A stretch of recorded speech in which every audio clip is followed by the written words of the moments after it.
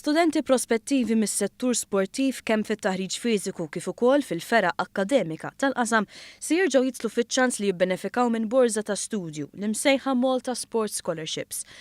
Din se tkun qed tkopri mhux biss il-ħlas ta' korsijiet lokali u barra minn xtusna part-time u full-time, iżda se tipprovdi wkoll stipendju għal dawk l-istudenti li huma full-time.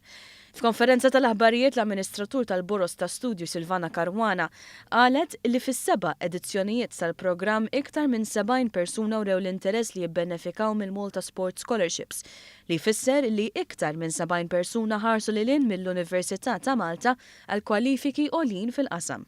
Il-qatna frijaj differenti bħal meta tgħid strength and conditioning, sports business, sports psychology,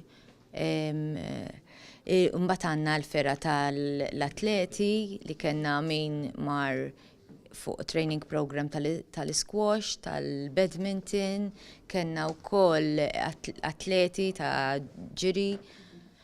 Malta Sports Scholarships tkopri kwalunkwe kors bil-flus li jkun offrut f'Malta kif ukoll barra u kull student jingħata ammont xieraq ta' fondi wara li jkun magħżul mill-amministratur stess. Is-Segretarju Parlamentari għall-Isport Krista Ġus spjega li dan huwa qasam li bil-mod qed iwellet frijaj ġodda ta' xogħol li qed iħajru żgħażagħ u akademiċi jsegwu karriera sportiva.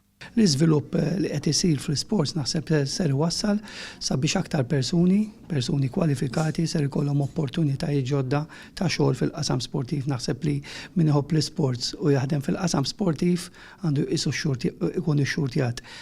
Dawk l-opportunitajiet mhumiex ħafna f'pajjiżna għaliex kif jaf kulħadd il-qasam sportiv f'pajjiżna fuq bażi volontarja, però jiena ċert li fi żmien li ġej, fi snin li ġejjin bl-iżviluppi li qed iseħħu u ser ikunu qed iseħħu żgur se jiftħu opportunitajiet ġodda għal persuni kwalifikati fl-isport.